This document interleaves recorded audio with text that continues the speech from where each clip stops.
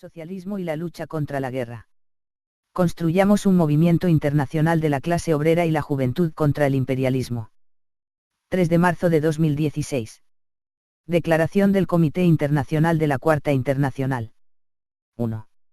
15 años después de que Estados Unidos lanzó la guerra al terror, todo el mundo ha sido arrastrado en un torbellino de constante expansión de violencia imperialista.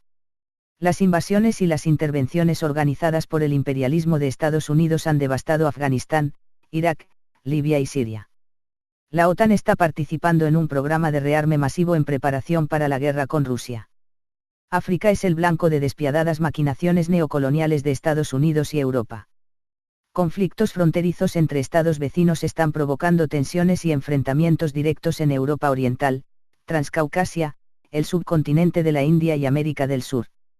En Asia Oriental, el pivote de la administración de Obama a Asia está arrastrando a toda la región al enfrentamiento de Estados Unidos con China. 2.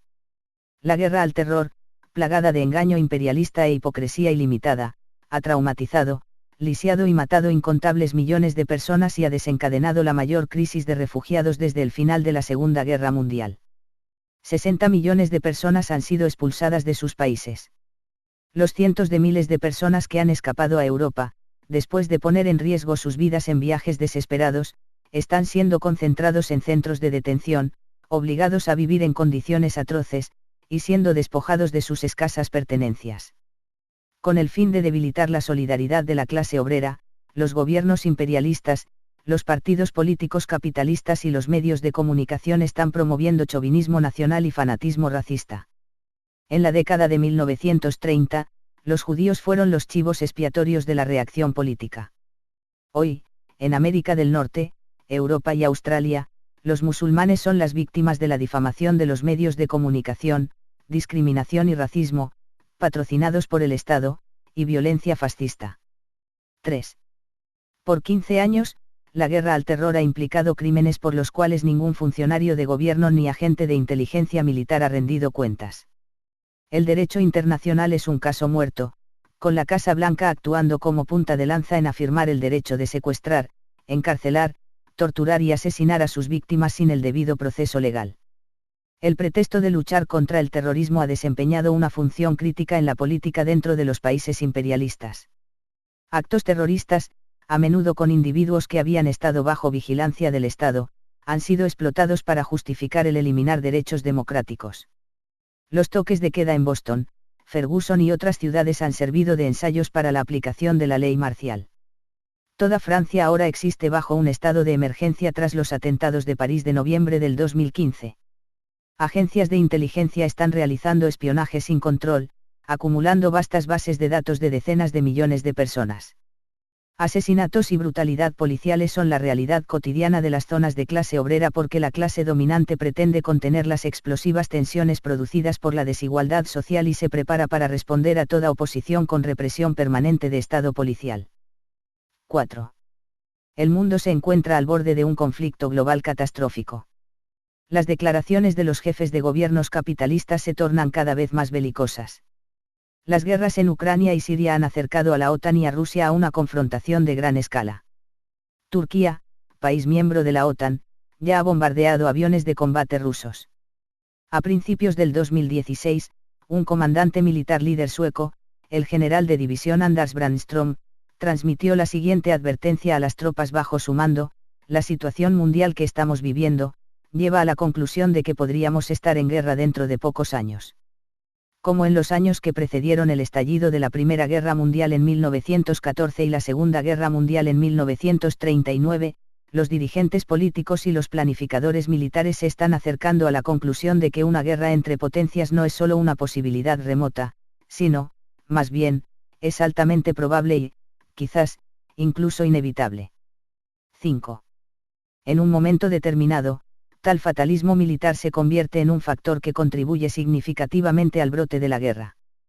Como ha escrito recientemente un especialista en relaciones internacionales, una vez que la guerra se presume como inevitable, cambian los cálculos de los líderes y ejércitos. La pregunta deja de ser si habrá o debe haber una guerra, sino cuándo se puede luchar la guerra más ventajosamente. Incluso aquellos que no son ni optimistas ni ansiosos acerca de la guerra no pueden optar luchar cuando operan en el marco de la inevitabilidad, the next great war, the roots of old war and the risk of US China conflict, la próxima gran guerra, las raíces de la Primera Guerra Mundial y el riesgo de un conflicto Estados Unidos-China, editado por Richard D. Rosencrans y Stephen E. Miller, Cambridge, MA, de MIT Press, 2015, página 11, nuestra traducción al castellano. 6.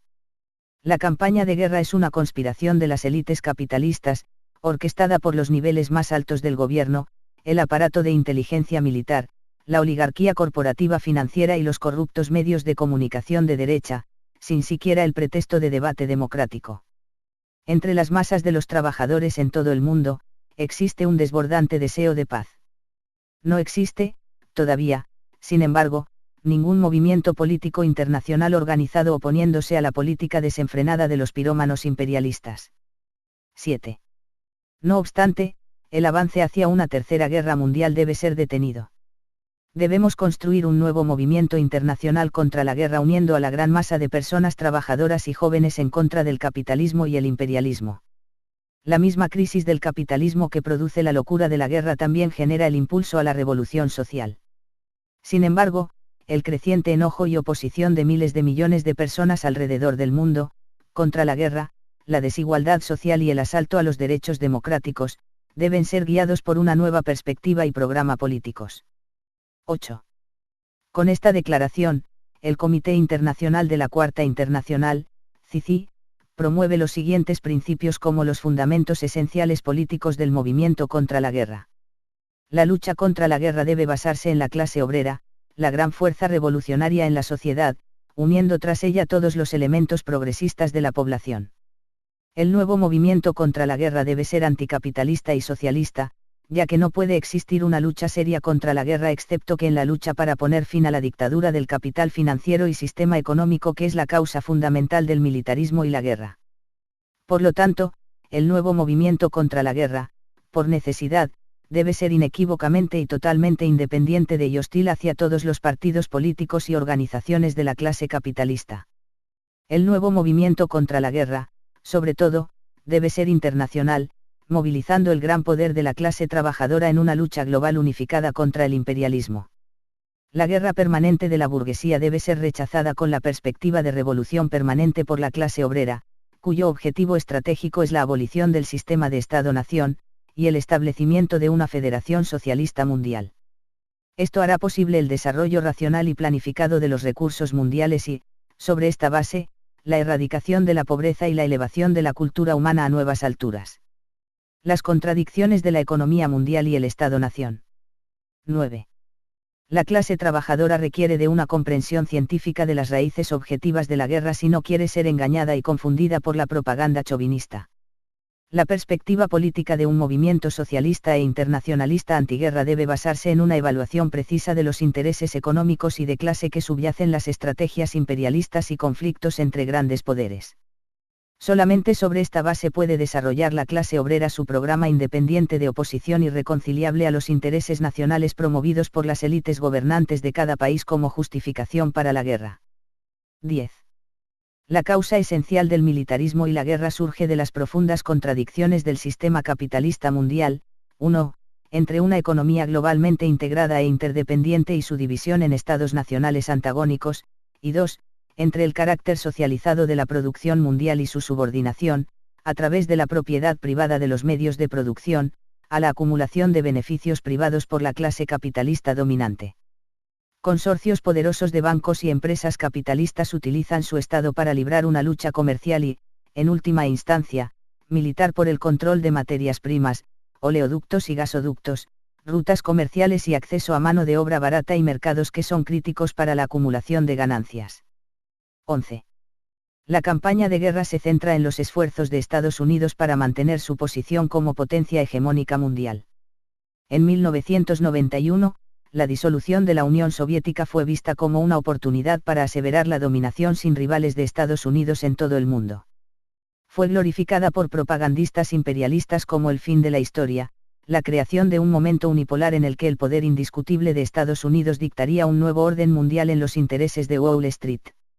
La Unión Soviética había abarcado una extensión vasta del globo, extendiéndose desde los límites del este de Europa hasta el Océano Pacífico.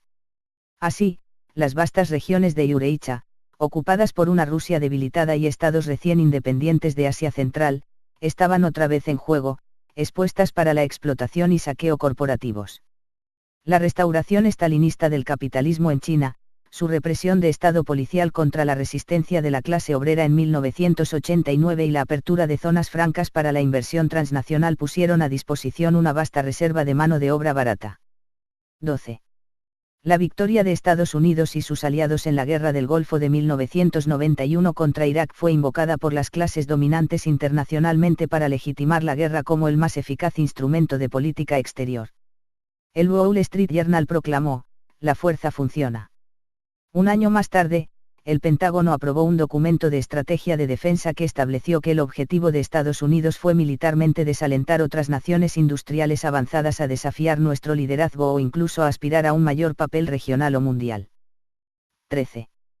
25 años de guerra interminable, sin embargo, no han logrado contrarrestar la decadencia del capitalismo norteamericano o crear una nueva base estable para las relaciones globales. Por el contrario, Estados Unidos, desgarrado por crisis internas y armado hasta los dientes, se ha transformado en la mayor fuente de inestabilidad internacional. La cruzada para crear un nuevo orden mundial solo ha logrado el fomento del desorden mundial. Cada guerra lanzada por Estados Unidos ha provocado complicaciones imprevistas y catastróficas. La geopolítica del imperialismo. 14. Las operaciones intransigentes y desproporcionadas de agencias de inteligencia estadounidenses son la expresión práctica del hecho de que ninguna parte del mundo está fuera de los intereses del capitalismo estadounidense. Cada país y cada continente es visto a través del prisma de los intereses económicos y geopolíticos del imperialismo norteamericano. La clase dirigente estadounidense se concentra en el desarrollo de una estrategia para hacer frente a cada desafío real y potencial. 15. Washington identifica a China como la mayor amenaza a la hegemonía mundial norteamericana. El propio desarrollo estimulado por la inversión transnacional y por el establecimiento de una gran capacidad productiva ha transformado a China en el principal socio comercial de numerosos estados en el mundo y en la segunda economía mundial. Conforme ha crecido su peso global, Beijing ha promovido alternativas a los sistemas de inversión y comercio actualmente dominados por Estados Unidos y buscado el apoyo internacional, incluyendo el de los aliados europeos y asiáticos de Washington. Estados Unidos teme que acontecimientos tales como la formación del Banco Asiático de Inversión en Infraestructura y las iniciativas chinas en la Ruta de la Seda en Eureich, socavarán significativamente su posición en la economía mundial. 16. Además, grupos de pensamiento imperialistas estadounidenses están preocupados por índices que demuestran que el Estado chino está adquiriendo recursos, capacidades militares y un alcance global, que, si no son controlados, podrían rivalizar a Estados Unidos en varias décadas. La necesidad china de suministros estables de energía y materias primas han impulsado a Beijing a forjar relaciones políticas que han socavado objetivamente la influencia estadounidense en Asia, África y América Latina. El reciente informe comisionado por el Pentágono del pivote o reequilibrio a Asia por el Centro para Estudios Estratégicos e Internacionales, CSIS, afirma, con abierta hostilidad, que el equilibrio de poder militar en la región está virando contra Estados Unidos. 17. Hay una considerable exageración, motivada por intereses imperialistas, en estas evaluaciones sobre el surgimiento de China. El país está azotado por contradicciones sociales explosivas, con ciudades modernas y los complejos industriales más avanzados existentes junto a agricultura campesina de semisubsistencia y con asombrosa riqueza junto a una explotación dickensiana y un duradero atraso. Las agencias estadounidenses de inteligencia son conscientes de y tratan de explotar las facciones y divisiones regionalistas dentro de China, un país con 55 minorías étnicas reconocidas, que surgen por conflictos sobre riqueza y privilegio entre los sectores rivales de la nueva clase capitalista. A pesar de su crecimiento económico, la restauración del capitalismo en China la ha convertido en el país más vulnerable ante la presión del imperialismo estadounidense y europeo. 18. El reequilibrio se enfoca en el despliegue poder militar estadounidense y aliado para amenazar permanentemente a China con devastadores ataques aéreos contra centros industriales densamente poblados en la costa del Pacífico y con un bloqueo de las vías marítimas cruciales del mar de la China Meridional de las cuales depende su economía. Las dimensiones militares del pivote, codificadas en el concepto del Pentágono de Air-Sea Battle, están destinadas a obligar a China a ceder ante los dictados económicos de Estados Unidos. Los términos del Acuerdo Transpacífico de Cooperación, TPP, y declaración del presidente Obama que Estados Unidos, no China, debe escribir las reglas del comercio del siglo XXI, encarnan los intereses abusivos de los bancos y corporaciones de Wall Street. 19. El giro hacia Asia ha militarizado y desestabilizado toda la región y va a drenar profusamente los recursos de Estados Unidos.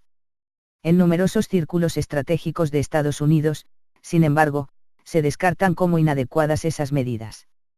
El régimen chino se comprometió a financiar las redes de transporte y energía una vía a través de las repúblicas soviéticas de Asia Central, Rusia y Europa Oriental, que establecería nuevos enlaces terrestres y marítimos con los recursos del Medio Oriente y con los mercados de Europa Occidental que no estarían a merced de la fuerza militar estadounidense.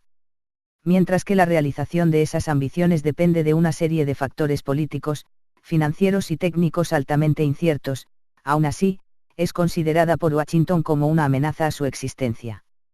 20. El reciente documento del CSIS especula con el desafío que se plantearía si tal evolución económica se consolidara en una alianza política y militar entre Rusia y China que domine Eurasiá y que potencialmente incorpore a otras potencias. El CSIS anota, si el Kremlin eventualmente se alía con China o si busca equilibrarse en contra de su vecino más poderoso tendrá consecuencias de gran alcance. La élite gobernante de Estados Unidos ya considera que la actual administración en Moscú y su posesión de la fuerza militar residual heredada de la ex-URSS son un obstáculo inaceptable para el ejercicio desenfrenado del poderío estadounidense en Europa Oriental, Asia Central y el Medio Oriente. 21. Los escritos del estratega imperialista británico Halford Mackinder, 1861 a 1948, ahora provocan un ímpetu general entre los analistas militares y estratégicos que formulan la política exterior de Estados Unidos. En numerosos libros y artículos publicados en revistas académicas en los últimos años, lo que Mackinder llamó el Heartland o corazón del mundo, región que se extiende desde las fronteras orientales de Alemania a la frontera occidental de China, ahora cobra importancia estratégica decisiva para Estados Unidos y sus aliados europeos occidentales. 22. Otros conceptos, como el del Plan Intermarium del líder autoritario de derecha de la Polonia antes de la Segunda Guerra Mundial, Józef Pilsudski, también están siendo resucitados. El Plan Intermarium, entre mares, pretendía establecer una alianza patrocinada por el imperialismo de los estados de extrema derecha, desde el Báltico al Mar Negro, incluyendo Estonia, Letonia, Lituania, Polonia y Ucrania, para desestabilizar a la Unión Soviética. Un defensor contemporáneo de estas teorías escribió en el 2011, el Occidente necesita involucrarse en Eurasiá, en particular con los nuevos estados de Europa Oriental, Ucrania, Bielorrusia y los estados caucásicos, así como con los estados de Asia Central, juntos, estos serían los pequeños países de Eurasiá. De esta manera el Occidente será capaz de crear un baluarte contra las grandes potencias eurasiáticas, entre el talón de Aquiles de Rusia y la puerta trasera de China. Alexandros Petersen, La isla del mundo, Geopolítica euroasiática y el destino de Occidente, Santa Bárbara, Prigar, p. 114. 23. La actualización de dichos planes geoestratégicos es evidente en Europa y Asia. Una acumulación sistemática de poder militar estadounidense y de sus aliados está en marcha en la región Indo-Pacífico contra China, mientras que Rusia ha sido confrontada con despliegues de la OTAN en Europa Oriental y con promesas estadounidenses de apoyo militar a los regímenes ultranacionalistas en los estados bálticos y Ucrania.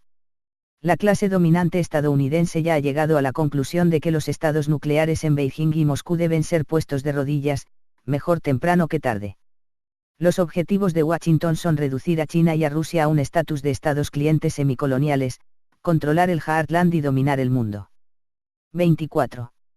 Asia Meridional y el Océano Índico son componentes críticos de la estrategia del imperialismo estadounidense para el control de Eurasiá y del mundo.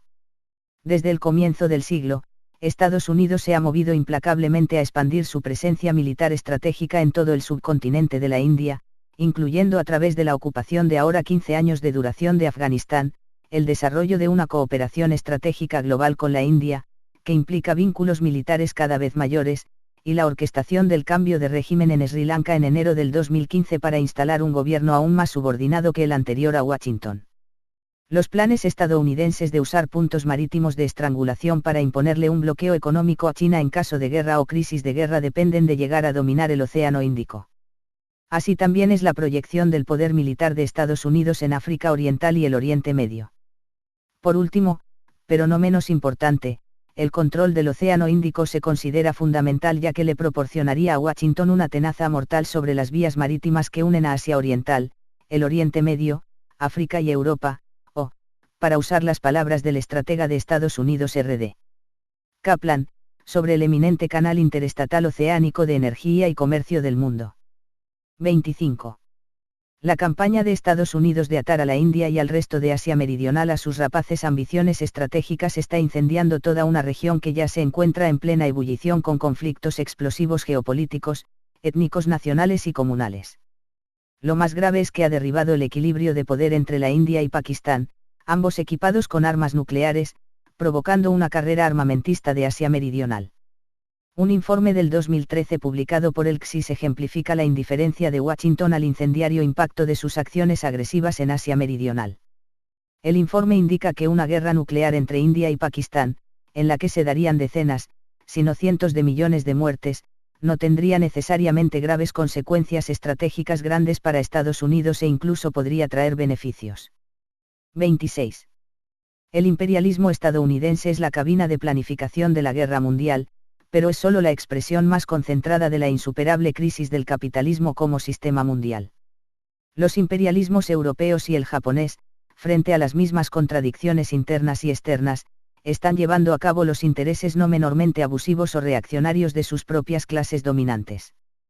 Todos están tratando de explotar la extralimitación estadounidense para asegurar sus participaciones en lo que se ha degenerado en una feroz batalla por el reparto mundial de poder mundial económico y político. ¿Seguirá siendo Alemania una aliada de Estados Unidos o irá a emerger nuevamente como su principal enemiga en el continente europeo?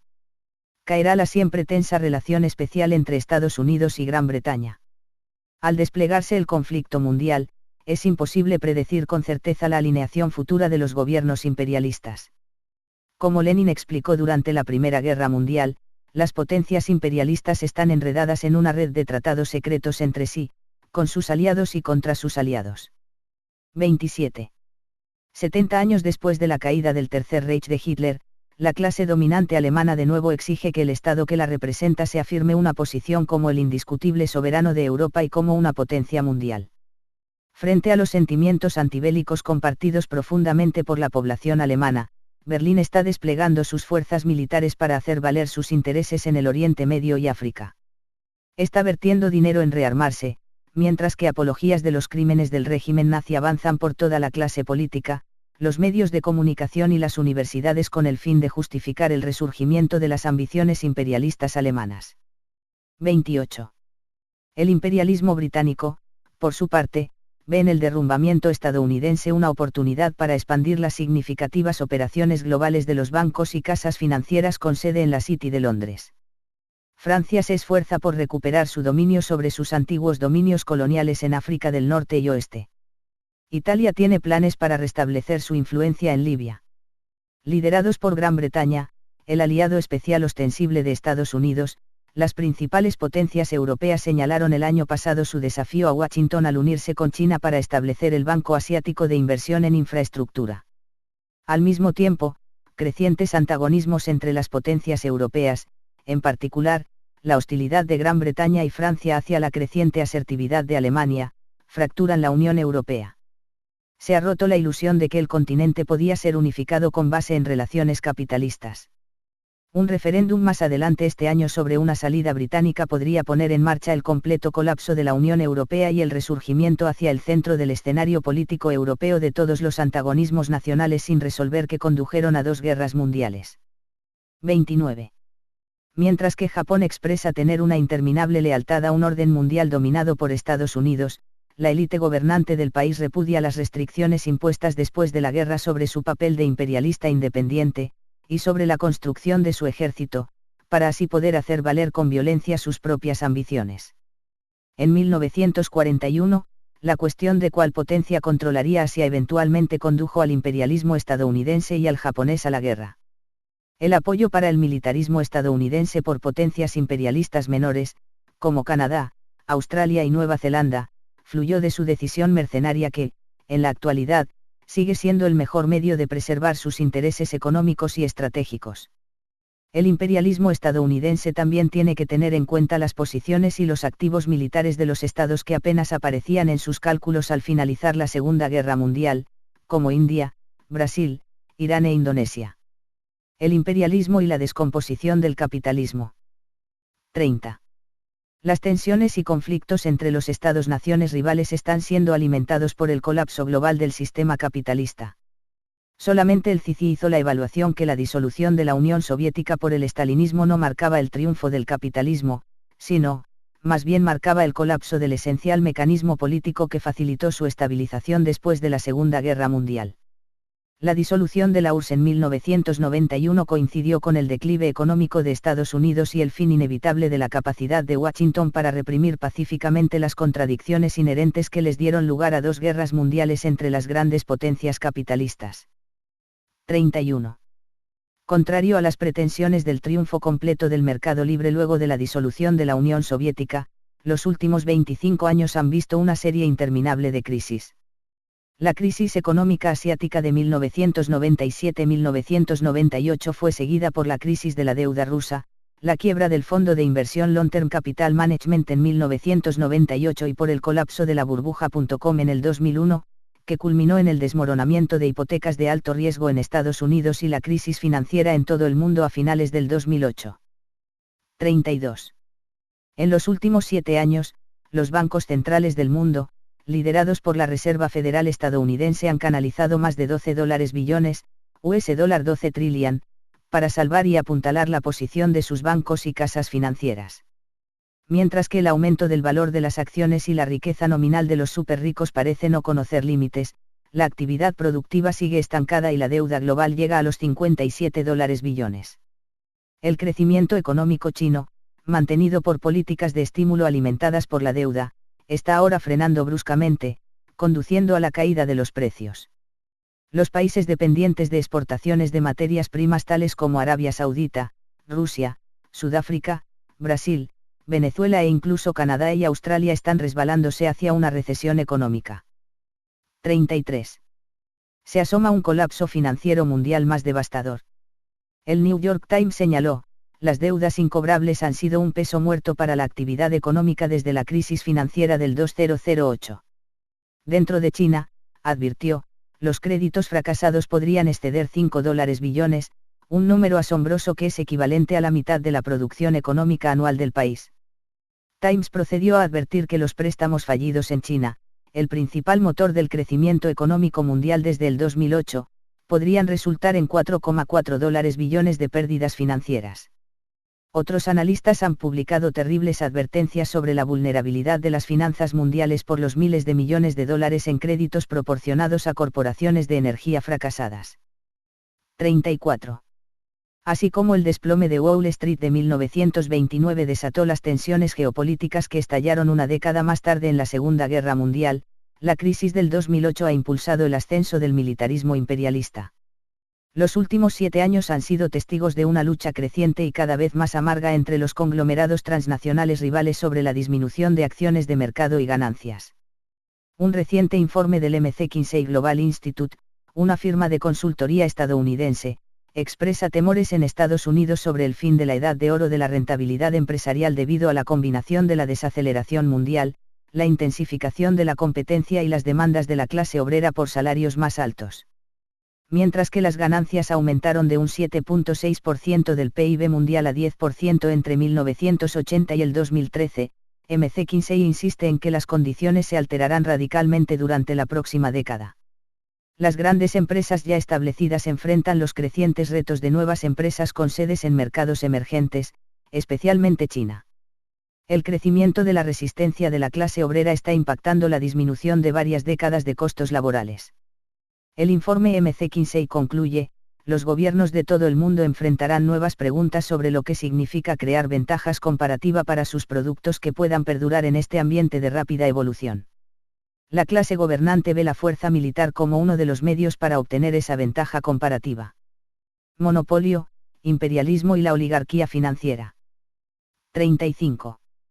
El año 2016 marca el 100 aniversario de la publicación de los mejores escritos de Vladimir Lenin sobre el imperialismo, completados en medio de la carnicería que fue la Primera Guerra Mundial. El imperialismo, Lenin explicó, no era solo una política, sino una fase específica en el desarrollo del capitalismo mundial. El imperialismo es el capitalismo monopolista, el capitalismo parasitario y decadente, el capitalismo moribundo. Se caracteriza, Lenin destacó, por la sustitución de la libre competencia por el monopolio y por la dominación de la economía por los sindicatos gigantes y los bancos, los cuales controlan el mercado mundial entero y se lo dividen amigablemente entre sí, hasta que la guerra lo redivide. El imperialismo, Lenin escribió, es la dictadura del capital financiero, que busca la dominación no la libertad. 36. Las obras de Lenin fueron escritas en una etapa temprana de un proceso que se ha desarrollado exponencialmente durante el siglo pasado. Con la globalización de la producción capitalista, las empresas transnacionales han llegado a dominar todo el planeta, construyendo vastas redes de producción y cadenas de suministro que explotan la labor de los obreros de todo el mundo. La dictadura del capital financiero ha alcanzado dimensiones enormes. Un estudio realizado en el 2011 por investigadores del Instituto Federal Suizo de Tecnología encontró que, de 43.060 empresas transnacionales importantes, apenas 1.318 colectivamente eran dueñas de la mayoría de las empresas grandes manufactureras del mundo, que representan 60% de los ingresos globales. De estas, solo 147 empresas, mayoritariamente los gigantes bancos y fondos de inversión con sede en Estados Unidos, Europa Occidental y Japón, controlaban 40% de la riqueza total. 37. El proceso de concentración empresarial solo se ha intensificado desde la crisis económica del 2008. Las compañías han participado en una ola de fusiones y adquisiciones. El año 2015 marcó un récord para tales consolidaciones, alcanzando un valor de $4,9 billones, superando el anterior récord del 2007 de $4,6 billones. 38. Sobre el imperialismo, Lenin escribió, la supremacía del capital financiero sobre todas las formas de capital significa el dominio del rentista y de la oligarquía financiera, significa un pequeño número de estados poderosos se destacan entre el resto. La tendencia a la financiarización y la dominación del especulador rentista sobre todos los aspectos de la vida social y económica han asumido proporciones vastas, en ninguna parte más que en Estados Unidos. Mientras que, en 1980, solo el 6% de las ganancias corporativas estadounidenses fluían a la industria financiera, hoy es más del 40%. 39. La cantidad de riqueza poseída por un pequeño puñado de la población mundial desafía toda comprensión. Los 62 individuos más ricos poseen más que el 50% de las personas al fondo de la sociedad, o 3,7 mil millones de personas. En Estados Unidos, la recuperación económica solo ha beneficiado a la clase capitalista, con la parte de la riqueza poseída por el 0,1% en la cima subiendo de un 17% en el 2007 a 22% en el 2012, mientras que los ingresos de un hogar típico cayeron un 12% durante el mismo periodo. Este año, se prevé que el 1% de la población mundial llegue a controlar más riqueza que el 99% abajo. 40. El acudimiento al militarismo ha ensanchado las desigualdades sociales y agudizado las tensiones de clase. Aumentos perpetuos en gastos militares se financian directamente a costillas de los derechos sociales de los trabajadores. El gasto militar global ya es de más de $1,7 billones, con más de $600 mil millones de esa suma desperdiciados solamente por el Estado estadounidense. La clase obrera y la lucha contra el imperialismo. 41. La crisis del sistema capitalista de Estado-nación genera dos perspectivas irreconciliables. El imperialismo logra superar el choque de intereses económicos y geoestratégicos, inherente en el sistema capitalista de Estado-nación, a través de la victoria de un poder hegemónico mundial sobre todos sus rivales. Este es el objetivo de los cálculos geoestratégicos imperialistas, y su resultado inevitable es la guerra mundial. 42.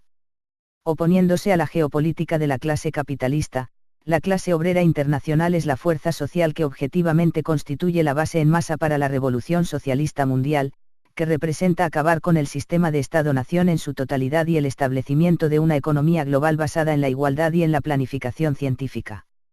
El imperialismo pretende salvar el orden capitalista a través de la guerra. La clase obrera intenta resolver la crisis mediante la revolución social.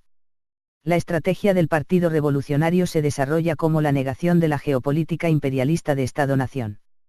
El Partido Revolucionario, como explicó Trotsky, no sigue el mapa de la guerra sino el mapa de la lucha de clases. 43. El capitalismo, explica el marxismo, crea a su sepulturero. La globalización de la producción, la cual ha intensificado la crisis del capitalismo, ha llevado a un aumento enorme en el tamaño de la clase obrera internacional. De 1980 al 2010, la fuerza de trabajo mundial creció en 1,2 mil millones, a unos 2,9 mil millones de personas, entre ellas 500 millones de nuevos trabajadores solamente en China y la India. El crecimiento de la clase obrera no solo incluye los cientos de millones de nuevos trabajadores en Asia, América Latina y África, pero también abarca amplios sectores de la población en los países imperialistas que han sido proletarizados. Todo el mundo está cada vez más dividido entre una pequeña capa que posee y controla los medios de producción y la gran mayoría que se ve obligada a vender su fuerza de trabajo en el mercado. 44. La clase obrera está siendo lanzada hacia luchas que inevitablemente asumirán dimensiones revolucionarias. Las clases dominantes en todas partes se ven obligadas a defender sus posiciones mediante la extracción interminable de sacrificio de los trabajadores en sus terruños, los estados nacionales en que se ubican, en forma de desempleo masivo, austeridad y la destrucción de su nivel de vida. Toda una generación de jóvenes está siendo negada un futuro. Vastos recursos están siendo derrochados en gastos militares mientras decae la infraestructura social básica, crece la pobreza y quedan una serie de complejos problemas ambientales sin respuesta. 45. Hay signos claros de que las tensiones sociales, que se han acumulado a lo largo de décadas, están en erupción hacia la superficie. El movimiento de masa de los trabajadores y la juventud en Egipto en el 2011 marcó el inicio de una nueva era de lucha revolucionaria por la clase obrera internacional.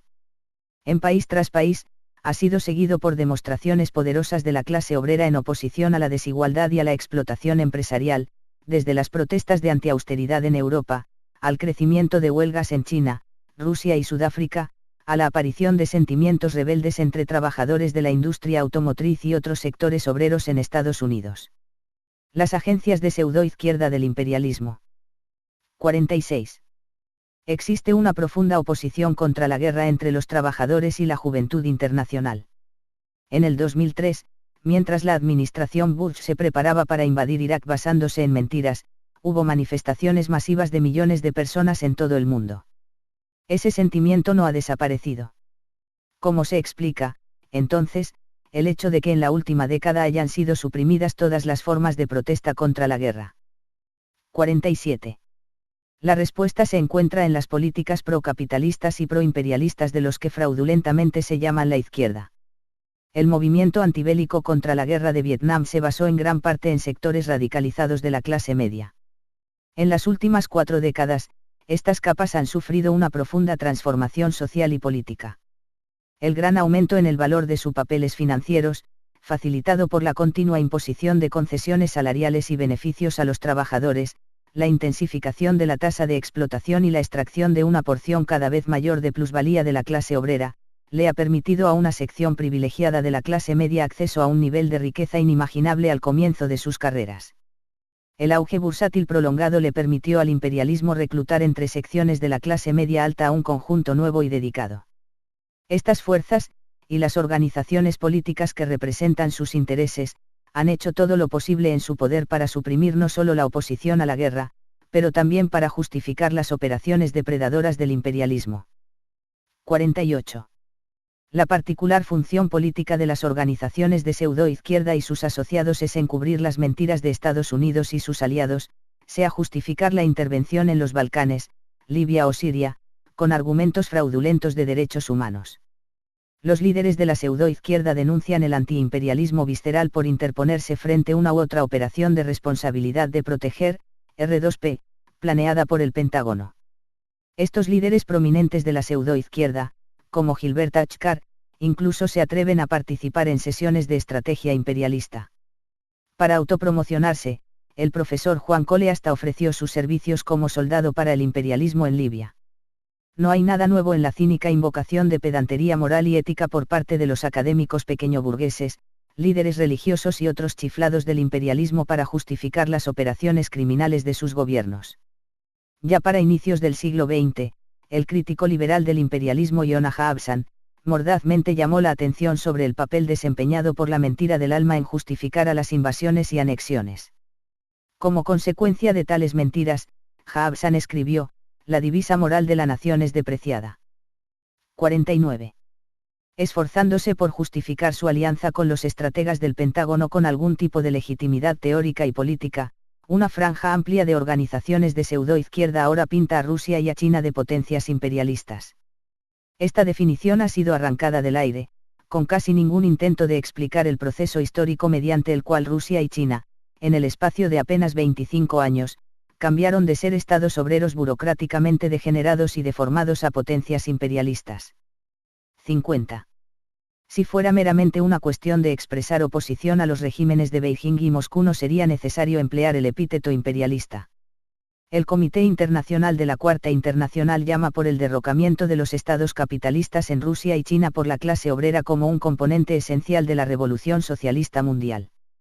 Ha explicado que ambos estados son el producto de la traición estalinista a las revoluciones socialistas del siglo XX y su subsecuente restauración del capitalismo.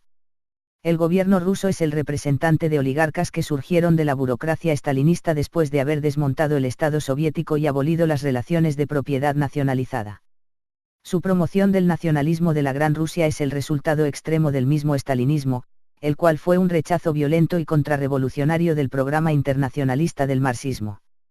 El régimen del Partido Comunista Chino representa a la élite y a la burocracia de Estado policial capitalista que se desarrolló desde la década de 1980 y se enriqueció al facilitar la explotación empresarial de las masas chinas. 51. ¿Qué propósito político, se debe preguntar, sirve agregar la palabra imperialista a las descripciones de China y Rusia? En la práctica política, sirve funciones muy definidas. En primer lugar, se relativiza, y por lo tanto disminuye, el papel contrarrevolucionario central, decisivo y global, de los imperialismos estadounidense, europeo y japonés. Esto facilita la colaboración activa de la pseudoizquierda con Estados Unidos en operaciones de cambio de régimen como en Siria, donde el régimen de Assad ha sido apoyado por Rusia.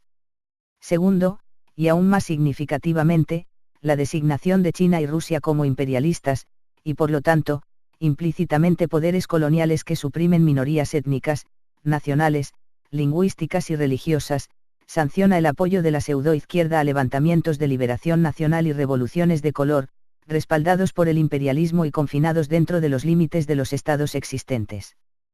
52.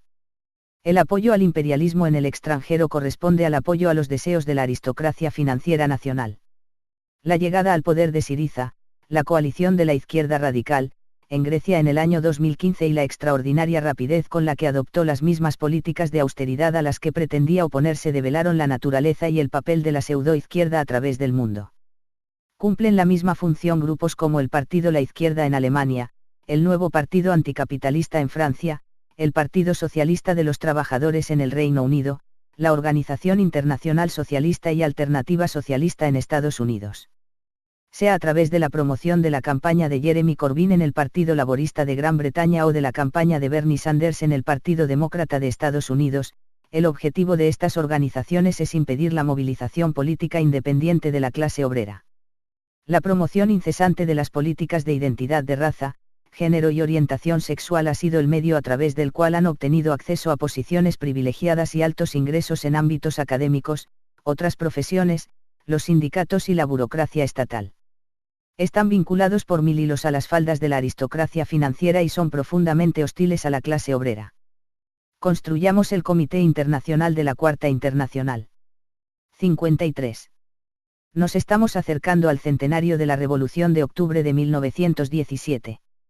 Ese evento trascendental en la historia mundial, la primera revolución socialista y establecimiento de un Estado obrero, fue preparado por internacionalistas marxistas, liderados por Lenin y Trotsky, quienes se opusieron intransigentemente a la Primera Guerra Imperialista. Posteriormente, la traición de la burocracia estalinista al programa internacionalista condujo a la disolución de la Unión Soviética. Pero, a pesar del trágico destino de la URSS, tres hechos históricos permanecen relevantes. En primer lugar, la Revolución de Octubre de 1917 reivindicó la evaluación marxista del papel revolucionario de la clase obrera y la necesidad de una perspectiva consciente y de liderazgo proporcionado por el Partido Revolucionario. En segundo lugar, la lucha del movimiento trotskista, tanto dentro como fuera de la Unión Soviética, demostró que existía, en base a un programa socialista e internacionalista, una alternativa revolucionaria a la degeneración burocrática del régimen estalinista. La disolución de la Unión Soviética no fue inevitable. En tercer lugar, las fundamentales contradicciones económicas, sociales y geopolíticas del capitalismo que dieron origen a la Guerra Mundial de 1914 y a la Revolución Socialista de 1917 no han sido superadas. 54. El siglo pasado no fue vivido en vano. La conciencia de los trabajadores y jóvenes de todo el mundo ha sido profundamente afectada por décadas de interminable guerra y crisis económica. Surge una creciente ola de luchas contra la disminución de calidad de vida, contra los ataques a beneficios sociales, contra la ampliación de las desigualdades sociales y contra la destrucción de los derechos democráticos, todo bajo el pretexto de la guerra al terror. La tarea fundamental es dotar estas luchas con una comprensión de las crisis del capitalismo en su conjunto, el cual halla su expresión más peligrosa en el impulso hacia guerras imperialistas. Es necesario desarrollar un liderazgo político en la clase obrera que pueda unificar las luchas separadas y establecer las bases para el derrocamiento de todo el sistema socioeconómico a través de la revolución socialista. 55. La economía y política mundial han entrado en una etapa nueva. El periodo de triunfalismo capitalista que se abrió con la restauración del capitalismo en Europa Oriental y alcanzó su cumbre con la disolución estalinista de la URSS ha llegado a su fin. Se está desmoronando el castillo de naipes especulativo que ha garantizado la riqueza parasitaria de la clase dominante. La caída de las valoraciones del mercado bursátil no solo ha desinflado el tamaño de sus portafolios de inversiones, también ha quebrado la reputación y la credibilidad de los teóricos y líderes políticos procapitalistas. 56. Contribuyendo a la perplejidad y el temor de la élite gobernante, la radicalización política, en desarrollo, de la juventud y los trabajadores está adquiriendo rápidamente una orientación socialista. Sería totalmente erróneo equiparar este impulso instintivo inicial hacia el socialismo con una conciencia revolucionaria políticamente desarrollada. Pero el proceso de desarrollo político, desde las manifestaciones iniciales de ira contra la injusticia capitalista hasta la comprensión de la necesidad del derrocamiento del capitalismo y su sustitución por el socialismo mundial, ya se encuentra en marcha. 57. Los partidos y personalidades que emergen como los beneficiarios iniciales del descontento político se verán agobiados por el conjunto de fuerzas sociales masivas en movimiento a causa de la crisis global. La suerte de Syriza y su líder Tsipras, universalmente aclamados en enero del 2015 y despreciados en julio, será la de muchos otros charlatanes políticos y falsos líderes. Pero no es suficiente esperar pasivamente y permitir eventos que expongan a estos traidores. Es necesario llevar a cabo la construcción del Partido Revolucionario auténtico para las tareas que enfrenta la clase obrera. 58. Precisamente esta es la misión política del Comité Internacional de la Cuarta Internacional. Todos nuestros enemigos políticos denuncian al Comité Internacional como sectario.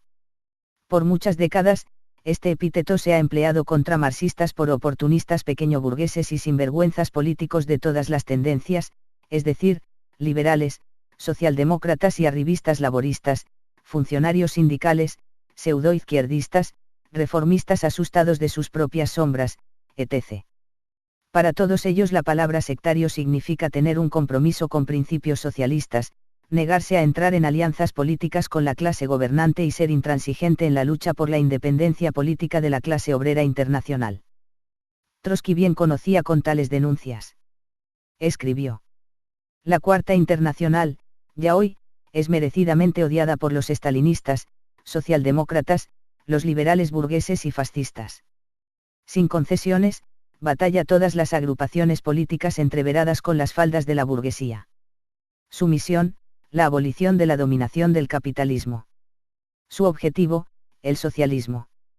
Su método, la revolución proletaria.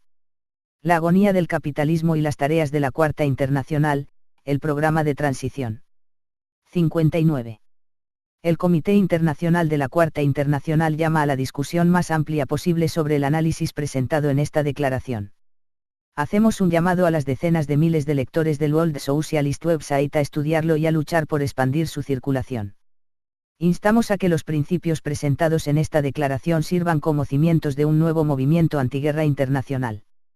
Reiteramos, estos principios son: la lucha contra la guerra debe basarse en la clase obrera, la gran fuerza revolucionaria en la sociedad, uniendo tras ella todos los elementos progresistas de la población.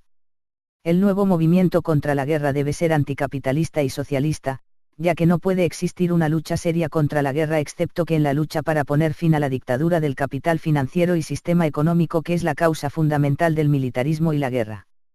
Por lo tanto, el nuevo movimiento contra la guerra, por necesidad, debe ser inequívocamente y totalmente independiente de y hostil hacia todos los partidos políticos y organizaciones de la clase capitalista. El nuevo movimiento contra la guerra, sobre todo, debe ser internacional, movilizando el gran poder de la clase trabajadora en una lucha global unificada contra el imperialismo. 60. Los interrogantes históricos más centrales, derivados de la situación actual del mundo, pueden ser formulados de la siguiente manera: ¿cómo se resolverá la crisis del sistema capitalista mundial?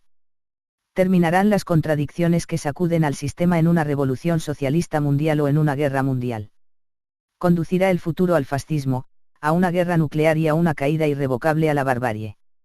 ¿O tomará la clase obrera internacional el camino de la revolución, derrocando el sistema capitalista y luego reconstruyendo el mundo sobre bases socialistas? Estas son las alternativas reales enfrentando a la humanidad. 61.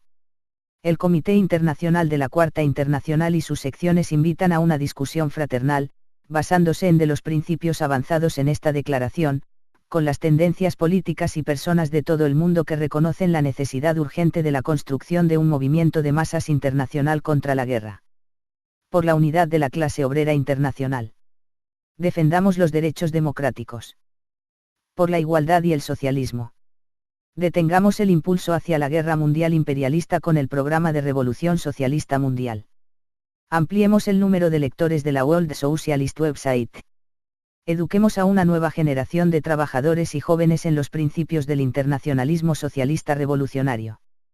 Construyamos nuevas secciones del Comité Internacional de la Cuarta Internacional.